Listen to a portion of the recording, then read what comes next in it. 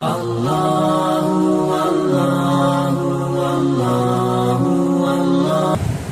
ہمارا عجیب حال ہے، پورا رمضان ہم کوئی اہتمام رمضان کا نہیں کرتے۔ جیسے ہمارے 11 مہینے گزرتے ہیں ایسے ہی پورا رمضان گزر جاتا ہے، نہ ہمیں پہلے عشرے کا پتہ، نہ دوسرے عشرے کا پتہ، نہ تیسرے عشرے کا پتہ۔ رمضان شروع ہوتا ہے اور رمضان ختم ہو جاتا ہے، ہماری زندگی میں کوئی تبدیلی نہیں آتی، کوئی رد و بدل ہماری زندگی میں نہیں آتا، ہماری زندگی بدلنے کا نام نہیں لیتی۔ ہم جن گناہوں میں پہلے پھنسے ہوئے تھے انہیں گناہوں میں بھی رمضان میں پھنسے ہوئے ہیں۔ جو عیاشیاں، جو مکاریاں جو پہلے سے ہم کرتے آ رہے تھے، رمضان میں بالکل چوں کی تو زندہ ہے۔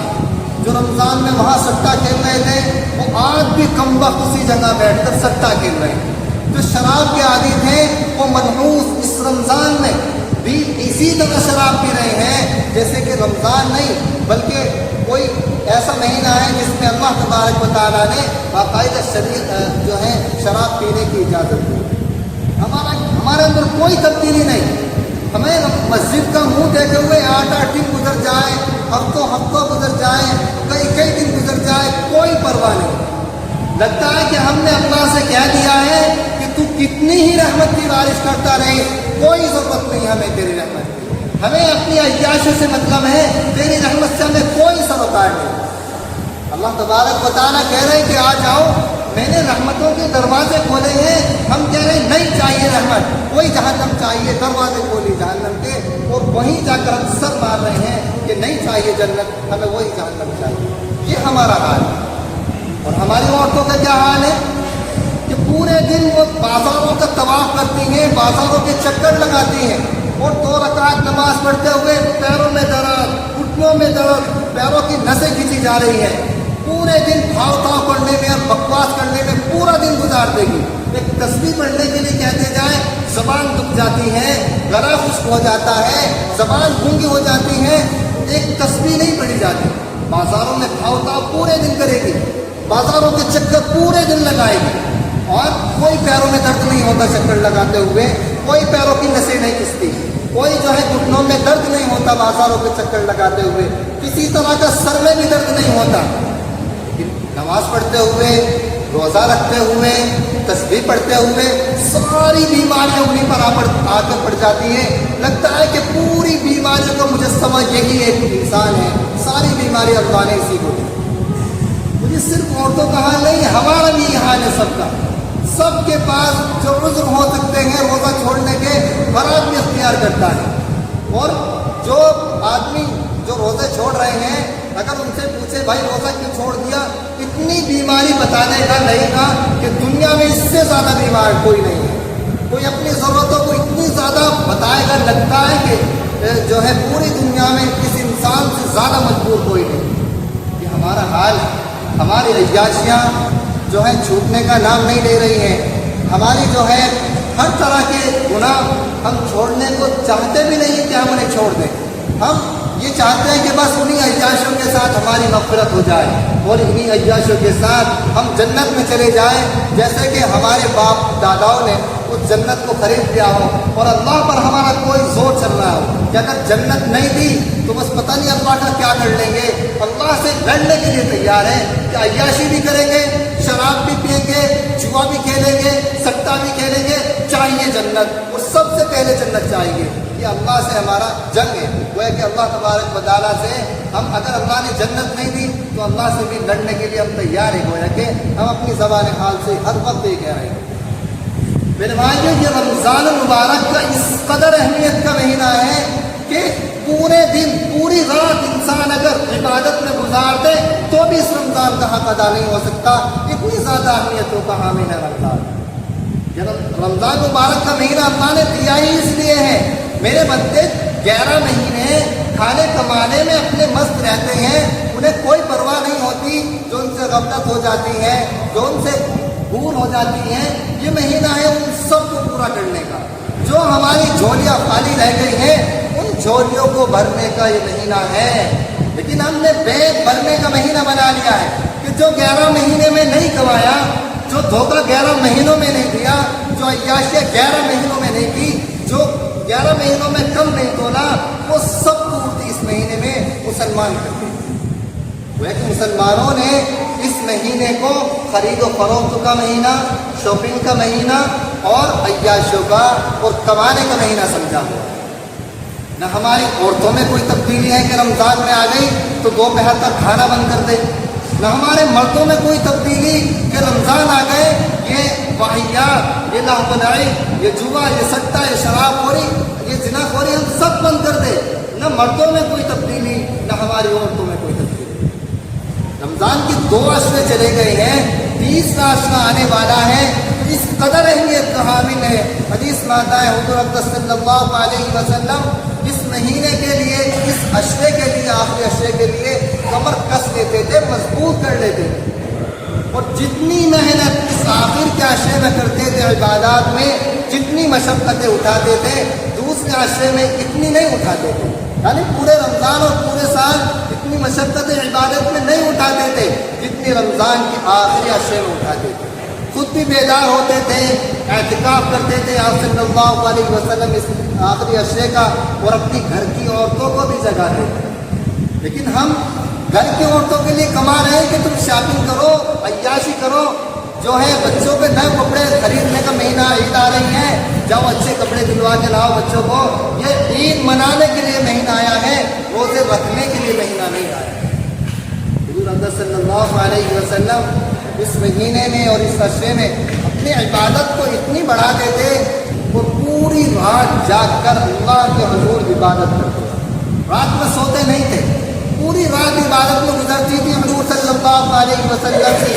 اور حضور صلی اللہ علیہ وسلم کے کوئی گناہ ان کے دامن پہ نہیں تھا، وہ تو پہلے سے بخشائے ہیں، معصوم ہیں، لیکن اللہ کا قرب حاصل کرنے کی اس قدر چسک ہے، اس قدر دل میں اہمیت ہے اللہ تبارک و تعالیٰ کے قرب حاصل کرنے کی کہ پوری رات جاگ رہے ہیں، لیلۃ القدر مل جائے، اللہ تبارک و تعالیٰ کا قرب مل جائے، اللہ تبارک و تعالیٰ کی رحمتیں مل جائیں، پوری رات عبادت کر رہے ہیں۔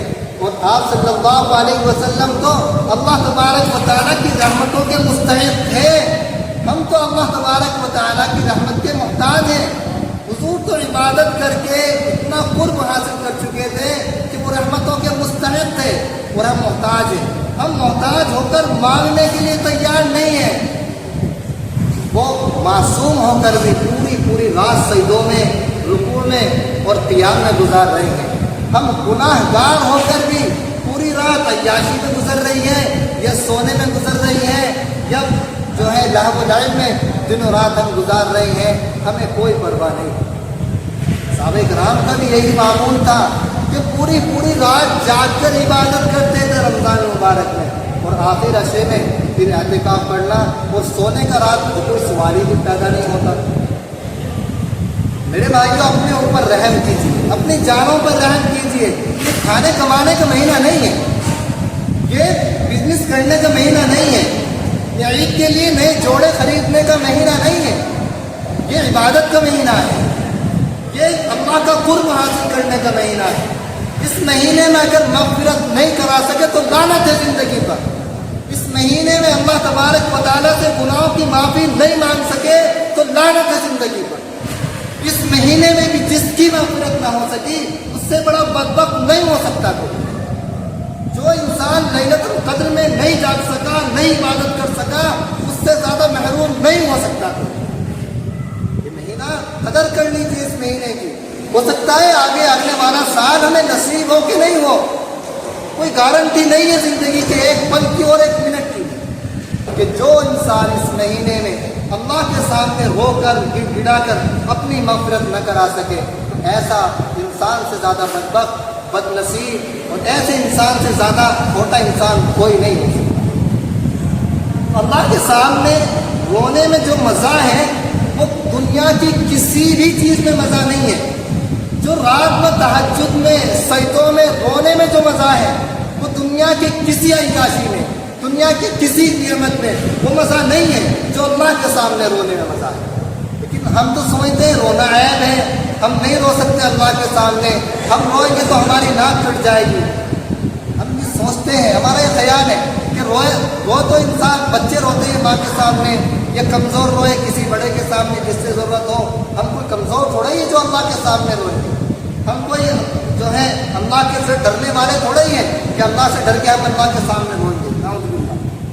تو میرے بھائیو, اللہ تبارک و تعالیٰ نے جو اس رونے میں, اس آہ میں, اس بکا میں جو لذت رکھی ہے, دنیا کی کسی بھی چیز میں وہ لذت آدمی کو حاصل نہیں ہو سکتی جو اللہ کے سامنے رونے میں لذت حاصل ہے. اور رونا اتنی بڑی نعمت ہے اللہ تبارک و تعالیٰ کی کہ صرف دنیا میں نصیب ہو سکتی ہے. جنت میں جا کر یہ رونا نصیب نہیں ہو سکتا. جنت میں تو رونے کی ضرورت ہی نہیں ہے, اور وہاں رونا آئے گا بھی نہیں ہے. تو یہ صرف نعمت اللہ نے دنیا میں رکھی ہے. جو دنیا میں رو لے گا, جنت میں وہ عیش و آرام سے خوش و خرم زندگی گزارے گا. اور جو دنیا میں نہیں روئے گا, وہ جہنم میں جا کر چیخیں مارے گا, جہنم میں جا کر چلائے گا, وہاں خون کے آنسو ہوئے گا. یہاں صرف آنسو بہانے کی ضرورت ہے, وہاں خون کے آنسو بہیں گے, اور اتنے زیادہ بہیں گے کہ گالوں میں نالیاں پڑ جائیں گی ان رونوں کی وجہ سے. لیکن وہاں رونا, وہاں چلانا, وہاں چیخنا کسی کام کا نہیں ہے. جس رونے کی اللہ کی یہاں قدر ہے, جس چیخنے کی اللہ کی یہاں قدر ہے, جس آہ و بکا کی اللہ کی یہاں قدر ہے, وہ اس دنیا میں رونے کی قدر ہے. آخرت میں کتنا ہی رو لیجیے, اللہ کو کوئی رحمانے والا نہیں ہے, کوئی طرف آنے والا نہیں ہے. کسی طرح کی رحمت اللہ تبارک و تعالیٰ کے متوجہ نہیں ہو سکتی. جو جہنم میں روئیں گے, جو دنیا میں روئیں گے, ان کے لیے دروازے کھلے ہوئے ہیں رحمت کے, مغفرت کے, عطا کے, بخشش کے. یہ دروازے دنیا میں کھلے ہوئے اللہ نے کھول دیے کہ دنیا میں آ کر صرف ایک آنسو بہائیے, اور اس آنسو بہانے میں تمہارے پچھلے تمام گناہ معاف کرنے کی ذمہ داری اللہ تبارک و تعالیٰ کی ہے. اور جو تمہیں اس رونے میں راحت محسوس ہوگی, اس رونے میں جو تمہیں دل کو سکون ملے گا, اس رونے میں جو تمہیں لطف آئے گا, وہ دنیا میں کسی نعمت کے استعمال سے تمہیں وہ لطف آ نہیں سکتا. جو رمضان مبارک میں اور پوری زندگی میں اللہ کے سامنے آدمی عبادت کرتا ہے, جو سرور سے سجدے میں محسوس ہوتا ہے, وہ دنیا کی کسی نعمت میں سرور حاصل نہیں ہو سکتا. ہر انسان کو اگر واقعی اس کا دل اللہ سے جڑا ہوا ہے, اس کا دل اللہ تبارک و تعالیٰ کی طرف متوجہ ہے, تو ہر سجدے کا الگ مزہ ہے, ہر سجدے کا الگ لطف ہے, ہر سجدے کی الگ راحت ہے, ہر سجدے کی الگ مسرت ہے.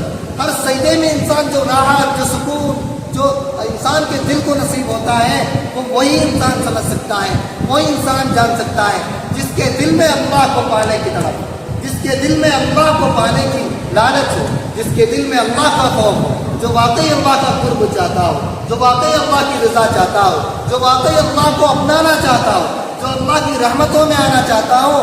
یہ راحت, یہ مزہ, یہ لطف اسے ہی آ سکتا ہے. جو کووں کی طرح ڈھونڈ مار کر بھاگ جاتے ہیں, 8-8 دن میں مسجدوں میں آتے ہیں, خدا کی قسم انہیں یہ سجدے کا سرور حاصل نہیں ہو سکتا ہے, انہیں سجدوں کی کیفیت حاصل نہیں ہو سکتی ہے, انہیں نماز کی کیفیت حاصل نہیں ہو سکتی ہے, انہیں نماز کا لطف اور مزہ آ نہیں سکتا ہے. جو 8 دن میں کووں کی طرح ڈھونڈ مارنے کے لیے آتے ہیں, انہیں نماز میں کوئی مزہ نہیں آ سکتا ہے. جو دل سے نماز پڑھتے ہیں, جو دل سے روزے رکھتے ہیں, جو دل سے اللہ تبارک و تعالیٰ کو اپنانا چاہتے ہیں, انہیں کو کیفیت نصیب ہوتی ہے, انہیں وہ سرور حاصل ہوتا ہے. افطاری میں مزہ انہیں لوگوں کو آتا ہے جو واقعی اللہ کی رضا کے لیے روزے رکھ رہے ہیں, جو عیاشیاں کر رہے ہیں, یا روزے رکھ کر بھی غیبتوں میں مشغول ہیں, جو روزے رکھ کر بھی موبائل پر ٹائم پاس کر رہے ہیں, جو روزے رکھ کر بھی غیبتوں میں مشغول ہیں. انہیں روزہ افطار کرنے میں لذت محسوس ہو نہیں سکتی. کھانے کا مزہ تو لے سکتے ہیں, بہت اچھا کھانا بنا ہوا ہے, کھانے کا مزہ تو آ سکتا ہے, لیکن روزے دار کو جو کیفیت روزے دار کی ہوتی ہے, اور اس سے جو خوشی محسوس ہوتی ہے, اسے جو لطف محسوس ہوتا ہے, وہ عیاشیوں کو, عیاشی کرنے والوں کو, مکاروں کو, دغا بازی کرنے والوں کو, جواریوں کو, شرابیوں کو, سٹا لگانے والوں کو وہ کیفیت نصیب نہیں ہو سکتی. اگر اس کیفیت کو حاصل کرنا ہے تو اللہ کے سامنے سچی توبہ کرنی ہوگی, اللہ کے سامنے رونا ہوگا سجدوں میں پڑ کر, اللہ کے سامنے ہاتھ اٹھا کر کہنا ہوگا اللہ بدل دیجیے میری زندگی کو, میں نے بہت گناہ کیے اور مجھے ان گناہوں کی دلدل سے نکال دیجیے. اور آدمی پختہ ارادہ کرتا بھی ہو کہ میں واقعی گناہوں کی طرف واپس نہیں جاؤں گا, تو پھر یہ نعمت حاصل ہو سکتی ہے, پھر اللہ تبارک و تعالیٰ کا قرب مل سکتا ہے. ورنہ دنیا میں بھی دھکے کھاؤ گے جیسے کھا رہے ہو, بے روزے داروں کی بات کر رہا ہوں. اور آخر میں جو دھکے کھاؤ گے وہ ان دھکوں سے جتنے زیادہ گناہ بڑھے ہوئے ہوں گے ان دھکوں کا آدمی اندازہ نہیں لگا سکتا. یا تو صرف ڈھیلیاں دھکیلنی پڑ رہی ہوگی، آخر میں جو جلو گی جہنم کی آگ میں، اس آگ کا دنیا میں تصور نہیں کر سکتے. وہاں جو رو گے، چیخو گے، چلاؤ گے، اس چیخنے چلانے کا دنیا میں تصور نہیں کر سکتے. اللہ تبارک و تعالی ہمیں رمضان مبارک کی قدردانی نصیب فرمائے.